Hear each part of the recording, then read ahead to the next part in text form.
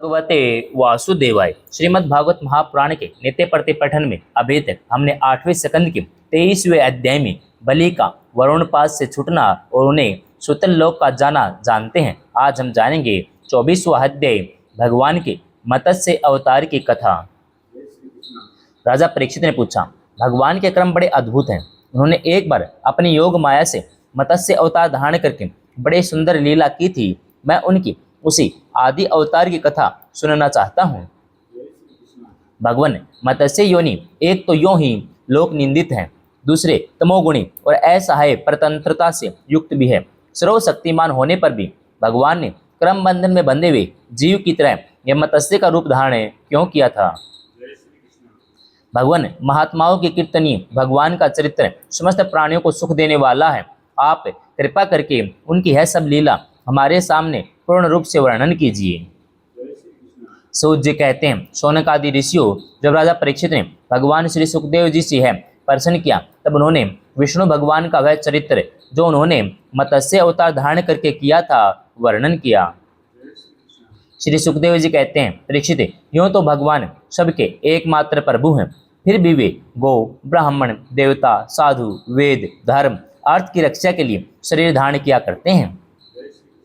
वे सर्वशक्तिमान प्रभु वायु की तरह नीचे ऊंचे छोटे बड़े सभी प्राणियों में अंतर्यामी रूप से लीला करते हैं, परंतु उन प्राणियों के बुद्धिगत गुणों से वे छोटे बड़े ऊंचे नीचे नहीं हो जाते, क्योंकि वे वास्तव में समस्त प्राकृतिक गुणों से रहित निर्गुण हैं। परीक्षित, पिछले कल्प के अंत में ब्रह्मा जी के सो जाने के कारण ब्रह्मा नामक न्यायमैतिक प्रलय हुआ था। उसमें भूरलोक आदि सारे लोग समुद्र में डूब गए थे। प्रलय काल आ जाने के कारण ब्रह्मा जी को नींद आ रही थी। वे सोना चाहते थे। उसी समय वेद उनके मुख से निकल पड़े। उनके पास रहने वाले है गिरु नामक बलिदत्त ने उन्हें योग बल से चुरा लिया। सर्वशक्तिमान भगवान श्री हरि ने दानवराज है गिरु की यह चेष्टा जान ली, इसलिए उन्होंने मत्स्य अवतार ग्रहण किया। परीक्षित, उसमें सत्यव्रत नाम के एक बड़े उदार और भगवत परायण राज ऋषि केवल जल पीकर तपस्या कर रहे थे। वही सत्यव्रत वर्तमान महाकल्प में विवस्वान सूर्य के पुत्र श्राद्ध देव के नाम से विख्यात हुए और उन्हें भगवान ने व्यवस्थ मनु बना दिया। एक दिन वे राज ऋषि कृतमाला नदी में जल से तर्पण कर रहे थे। उसी समय उनकी अंजलि के जल में एक छोटी सी मछली आ गई। परीक्षित, द्रविड़ देश के राजा सत्यव्रत ने अपनी अंजलि में आई हुई मछली को जल के साथ ही फिर से नदी में डाल दिया। उस मछली ने बड़ी करुणा के साथ परम दयालु राजा सत्यव्रत से कहा, राजन, आप बड़े दीन दयालु हैं।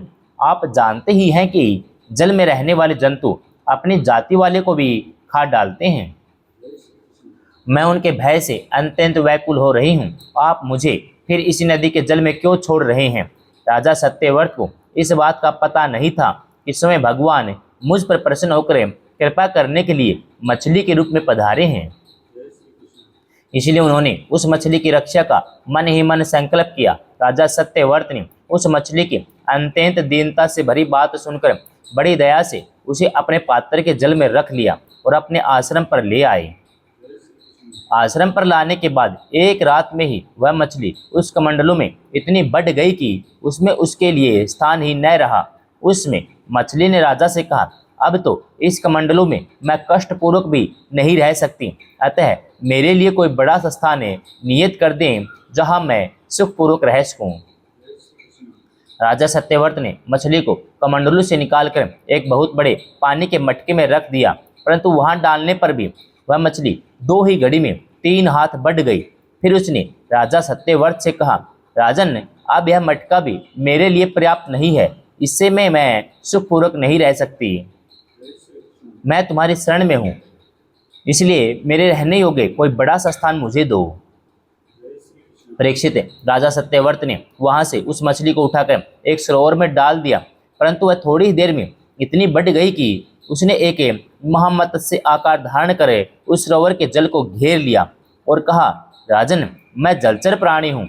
इस सरोवर का जल भी मेरे सुखपूर्वक रहने के लिए पर्याप्त नहीं है, इसलिए आप मेरी रक्षा कीजिए और मुझे किसी अगाध सरोवर में रख दीजिए। मत्स्य भगवान के इस प्रकार कहने पर वे एक एक करके उनके कई अटूट जल वाले सरोवर में ले गए, परंतु जितना बड़ा सरोवर होता उतने ही बड़े वे बन जाते। अंत में उन्होंने उन लीला मत्स्य को समुद्र में छोड़ दिया। समुद्र में डालते समय मत्स्य भगवान ने सत्यव्रत से कहा, समुद्र में बड़े बड़े बलि मगर रहते हैं, वे मुझे खा जाएंगे, इसलिए आप मुझे समुद्र के जल में मत छोड़िए। मत्स्य भगवान की मधुर वाणी सुनकर राजा सत्यव्रत मोहमुग्ध हो गए। उन्होंने कहा, मत्स्य का रूप धारण करके मुझे मोहित करने वाले आप कौन हैं? आपने एक ही दिन में 400 कोस के विस्तार का सरोवर घेर लिया। आज तक ऐसी शक्ति रखने वाला जलचर जीव तो मैंने न कभी सुना है और न ही कभी देखा है। अवश्य ही आप साक्षात सर्वशक्तिमान, सर्व अंतर्यामी, अविनाशी श्री हरि हैं। जीवों पर अनुग्रह करने के लिए ही आपने जलचर का रूप धारण किया है। पुरुषोत्तम, आप जगत की उत्पत्ति, स्थिति और प्रलय के स्वामी हैं। आपको मैं नमस्कार करता हूँ। प्रभु, हम शरणागत भक्तों के लिए आप ही आत्मा और आश्रय हैं। यद्यपि आपके सभी लीला अवतार प्राणियों के अभ्युदय के लिए ही होते हैं, तथापि मैं यह जानना चाहता हूँ कि आपने यह रूप किस उद्देश्य से ग्रहण किया है। कमल नयन प्रभु, जैसे देह आदि अनात्मक पदार्थों में अपनेपन का अभिमान करने वाले संसारी पुरुषों का आश्रय व्यर्थ होता है, उस प्रकार आपके चरणों की शरण तो व्यर्थ हो ही नहीं सकती, क्योंकि आप सबके अहेतुक प्रेमी, परम प्रियतम और आत्मा हैं। आपने इसमें जो रूप धारण करके हमें दर्शन दिया है वह बड़ा ही अद्भुत है। श्री सुखदेव जी कहते हैं, परीक्षित, भगवान अपने अनन्य प्रेमी भक्तों पर अत्यंत प्रेम करते हैं। जब जगतपति मत्स्य भगवान ने अपने प्यारे भक्त राज ऋषि सत्यव्रत की यह प्रार्थना सुनी तो उनका प्रिय और हित करने के लिए, साथ ही कल्प अंत के प्रलय कालीन समुद्र में विहार करने के लिए उनसे कहा। श्री भगवान ने कहा, सत्यव्रत, आज से 7वें दिन भूरलोक आदि तीनों लोक प्रलय के समुद्र में डूब जाएंगे। उसमें जब तीनों लोक प्रलय काल की जल राशि में डूबने लगेंगे, तब मेरी प्रेरणा से तुम्हारे पास एक बहुत बड़ी नौका आएगी। उसमें तुम समस्त प्राणियों के सूक्ष्म शरीरों को लेकर सप्त ऋषियों के साथ उस नौका पर चढ़ जाना और समस्त धान्य और छोटे बड़े अन्य प्रकार के बीजों को साथ रख लेना। उसमें सब और एकमात्र महासागर लहराता होगा, प्रकाश नहीं होगा। केवल ऋषियों की दिव्य ज्योति के सहारे ही, बिना किसी प्रकार की विकलता के तुम उस बड़ी नाव पर चढ़कर चारों ओर विचरण करना। जब प्रचंड आंधी चलने के कारण नाव डगमगाने लगेगी, तब मैं इसी रूप में वहां आ जाऊंगा और तुम लोग वासुकी नाग के द्वारा उस नाव को मेरे सींग में बांध देना। सत्यव्रत, इसके बाद जब तक ब्रह्मा जी की रात रहेगी, तब तक मैं ऋषियों के साथ तुम्हें उस नाव में बैठाकर उसे खींचता हुआ समुद्र में विचरण करूंगा। उसमें जब तुम प्रसन्न करोगे, तब मैं तुम्हें उपदेश दूंगा। मेरे अनुग्रह से मेरी वास्तविक महिमा, जिसका नाम परब्रह्म है, तुम्हारे हृदय में प्रकट हो जाएगी और तुम उसे ठीक ठीक जान लोगे। भगवान राजा सत्यव्रत को यह आदेश देकर अंतर्धान हो गए। अतः अब राजा सत्यव्रत ने उसी समय की प्रतीक्षा करने लगे जिसके लिए भगवान ने आज्ञा दी थी। कुशों का अग्रभाग पूर्व की ओर करके राज ऋषि सत्यव्रत उन पर पूर्व उत्तर मुख करके बैठ गए और मत्स्य रूप भगवान के चरणों का चिंतन करने लगे। इतने में ही भगवान का बताया हुआ वह समय आ पहुंचा। राजा ने देखा कि समुद्र अपने मर्यादा छोड़कर बढ़ रहा है। प्रलय काल के भयंकर मेघ वर्षा करने लगे। देखते ही देखते सारी पृथ्वी डूबने लगी। तब राजा ने भगवान की आज्ञा का स्मरण किया और देखा कि नाव भी आ गई है। तब वे धान्य और अन्य बीजों को लेकर सप्तऋषियों के साथ उस पर सवार हो गए। सप्तऋषियों ने बड़े प्रेम से राजा सत्यव्रत से कहा, राजन, तुम भगवान का ध्यान करो, वे ही हमें इस संकट से बचाएंगे और हमारा कल्याण करेंगे। उनकी आज्ञा से राजा ने भगवान का ध्यान किया। उसी समय उस महान समुद्र में मत्स्य के रूप में भगवान प्रकट हुए। मत्स्य भगवान का शरीर सोने के समान देदीप्यमान था। शरीर का विस्तार था 4 लाख कोस। उनके शरीर में एक बड़ा भारी सींग भी था। भगवान ने पहले ही जैसी आज्ञा दी थी, उसके अनुसार वह नौका वासुकी नाग के द्वारा भगवान के सींगों में बांध दी गई और राजा सत्यव्रत ने प्रसन्न होकर भगवान की स्तुति की। राजा सत्यव्रत ने कहा, प्रभु, संसार के जीवों का आत्मज्ञान अनादि अविद्या से ढक गया है। इसी कारण वे संसार के अनेकानेक क्लेशों के भार से पीड़ित हो रहे हैं। जब अन्यास ही आपके अनुग्रह से वे आपकी शरण में पहुंच जाते हैं, तब आपको प्राप्त कर लेते हैं। इसलिए हमें बंधन से छुड़ाकर वास्तविक मुक्ति देने वाले परम गुरु आप ही हैं। यह जीव अज्ञानी है, अपने ही कर्मों से बंधा हुआ है। वह सुख की इच्छा से दुखप्रद कर्मों का अनुष्ठान करता है। जिनकी सेवा से उसका यह अज्ञान नष्ट हो जाता है, वे ही मेरे परम गुरु आप मेरे हृदय की गांठ काट दे। जैसे अग्नि में तपाने से सोने चांदी के मल दूर हो जाते हैं, उनका सच्चा स्वरूप निखर आता है, वैसे ही आपकी सेवा से जीव अपने अंतःकरण का अज्ञान रूप मल त्याग देता है और अपने वास्तविक स्वरूप में स्थित हो जाता है। आप सर्वशक्तिमान अविनाशी प्रभु ही हमारे गुरुजनों के परम गुरु हैं, अतः आप ही हमारे भी गुरु बने। जितने भी देवता, गुरु और संसार के दूसरे जीव हैं, वे सब यदि स्वतंत्र रूप से एक साथ मिलकर भी कृपा करें, तो आपकी कृपा के 10,000वें अंश के बराबर भी बराबरी नहीं कर सकते।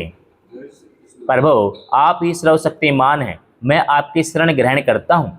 जैसे कोई अंधा अंधे को ही अपना पथ प्रदर्शक बना ले, वैसे ही अज्ञानी जीव अज्ञानी को ही अपना गुरु बनाते हैं। आप सूर्य के समान स्वयं प्रकाश और समस्त इंद्रियों के प्रेरक हैं। हम आत्म तत्व के जिज्ञासु आपको ही गुरु के रूप में वर्ण करते हैं। अज्ञानी पुरुष अज्ञानियों को जिस ज्ञान का उपदेश करता है, वह तो अज्ञान ही है। उसके द्वारा संसार रूप घोर अंधकार की अधिकाधिक प्राप्ति होती है, परंतु आप तो उस अविनाशी और अमोघ ज्ञान का उपदेश करते हैं, जिससे मनुष्य अन्यास ही अपने वास्तविक स्वरूप को प्राप्त कर लेता है। आप सारे लोक के सुहृद प्रियतम ईश्वर और आत्मा हैं। गुरु, उसके द्वारा प्राप्त होने वाला ज्ञान, अभीष्ट की सिद्धि भी आपका ही स्वरूप है। फिर भी कामनाओं के बंधन में जकड़े जाकर लोग अंधे हो रहे हैं। उन्हें इस बात का पता ही नहीं है कि आप उनके हृदय में ही विराजमान हैं। आप देवताओं के भी आराध्य देव, परम पूजनीय परमेश्वर हैं। मैं आपसे ज्ञान प्राप्त करने के लिए आपकी शरण में आया हूँ। भगवान, आप परमार्थ को प्रकाशित करने वाली अपनी वाणी के द्वारा मेरे हृदय की ग्रंथि काट डालिए और अपने स्वरूप को प्रकाशित कीजिए। श्री सुखदेव जी कहते हैं, परीक्षित, जब राजा सत्यव्रत ने इस प्रकार प्रार्थना की, तब मत्स्य रूपधारी पुरुषोत्तम भगवान ने प्रलय के समुद्र में विहार करते हुए उन आत्म तत्वों का उपदेश दिया। भगवान ने कहा, राज ऋषि सत्यव्रत को अपने स्वरूप के संपूर्ण रहस्य का वर्णन करते हुए ज्ञान, भक्ति, कर्म, योग से परिपूर्ण दिव्य पुराण का उपदेश किया, जिसको मत्स्य पुराण कहते हैं।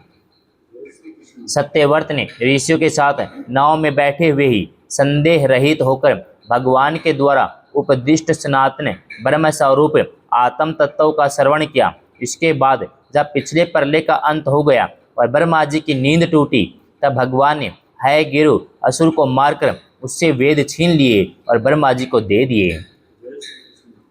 भगवान की कृपा से राजा सत्यव्रत ज्ञान और विज्ञान से संयुक्त होकर इस कल्प में व्यवस्थ मनु हुए। अपनी योग माया से मत्स्य रूप धारण करने वाले भगवान विष्णु और राज ऋषि सत्यव्रत का यह संवाद एवं श्रेष्ठ आख्यान सुनकर मनुष्य सब प्रकार के पापों से मुक्त हो जाता है।